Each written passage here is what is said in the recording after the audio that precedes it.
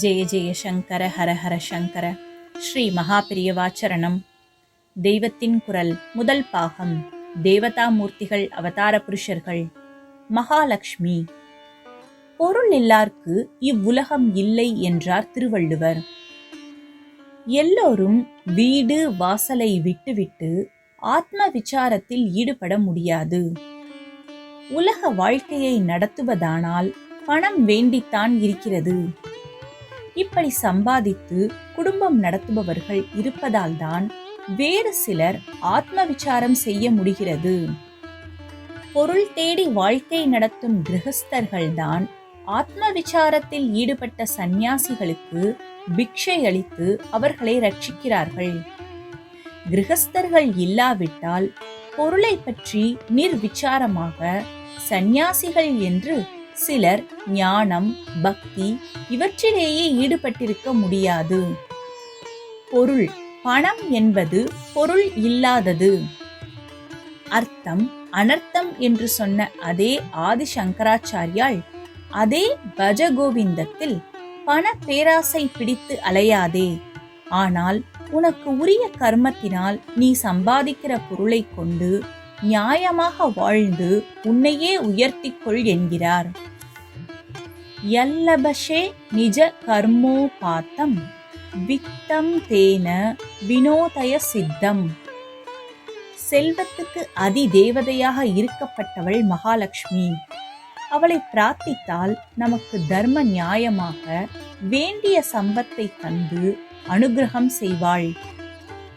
ஞான வைராகிய கிரந்தங்களை நிறைய செய்த ஸ்ரீ ஆச்சாரியால் தம்முடைய பரம காருண்யத்தால் விவகார தசையில் உள்ள லோக ஜனங்களை உத்தேசித்து அவர்கள் மகாலட்சுமியை எப்படி பிரார்த்திக்க வேண்டும் என்று சொல்லிக் கொடுக்கிற மாதிரி கனகதாரா ஸ்தவம் என்ற லக்ஷ்மி பரமான ஸ்தோத்திரத்தை நமக்கு அனுகிரகித்திருக்கிறார்.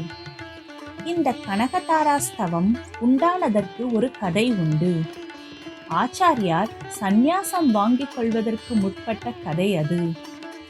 அவர் பாலதசையில் காலடியில் பிரம்மச்சாரியாக குருகுலவாசம் செய்து வீடு வீடாக போய் பிக்ஷை வாங்கி வந்த சமயம், ஒரு துவாதசி அன்று பரம தரித்திரன் ஒருவன் வீட்டுக்கு பிக்ஷைக்காக போனார். அவனுக்கு அனுகிரகம் பண்ணவே போனார் போல் இருக்கிறது. இவர் போன போது உஞ்சவிருத்தி பிராமணனாகிய வீட்டுக்காரன் வீட்டில் இல்லை.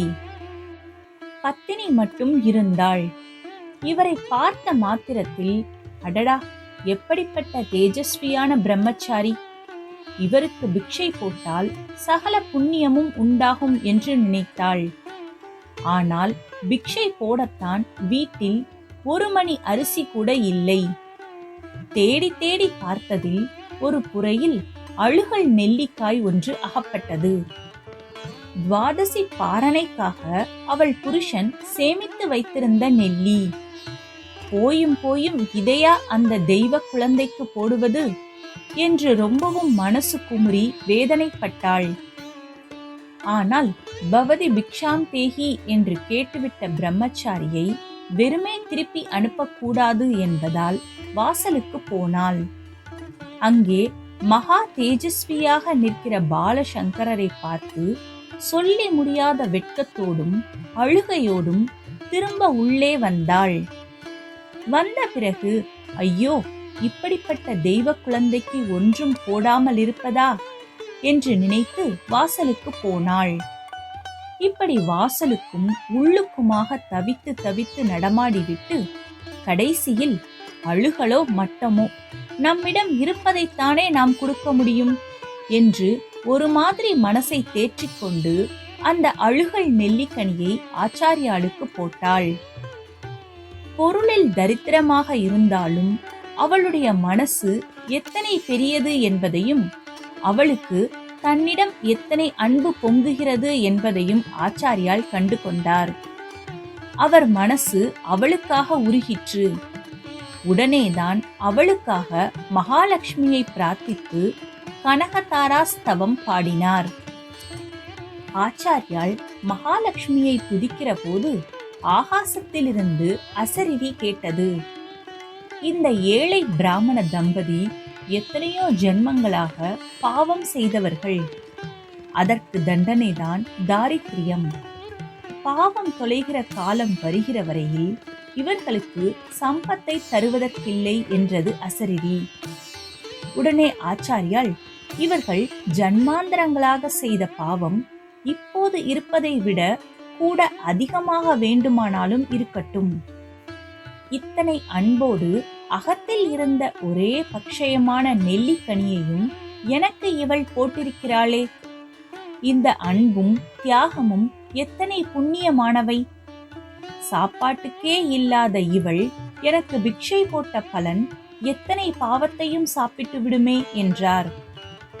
அம்மா மகாலட்சுமி, இவளுக்கு இருக்கிற மாதிரி உனக்கும் நிறைய அன்பு இருக்கிறதே.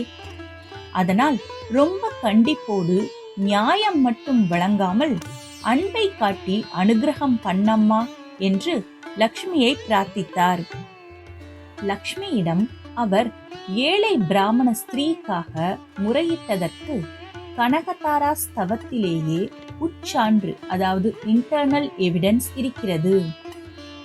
தத்யாத் தயானுபவனோ என்கிற ஸ்லோகத்தில் இது வெளியாகிறது. சாதக பட்சி மழை துளிக்கு ஏங்குகிற மாதிரி இவர்கள் சம்பத்துக்காக ஏங்குகிறார்கள்.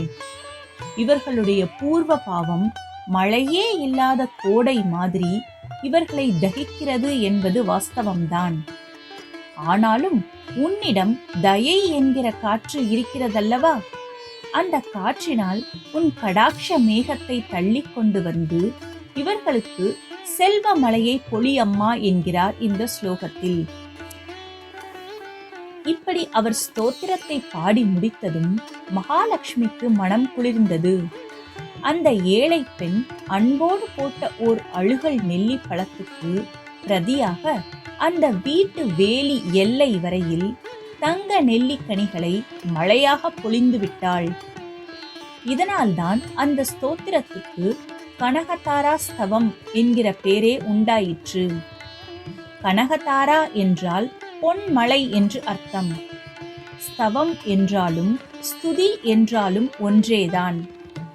ஆச்சாரியால் முதலாக செய்த ஸ்துதி இதுதான் என்பது இதற்கு ஒரு விசேஷமான பெருமை. ஆச்சாரியாளுடைய அன்பு, பிராமண பத்தினியின் அன்பு, மகாலட்சுமியின் அன்பு எல்லாம் இதில் சேர்ந்திருக்கின்றன.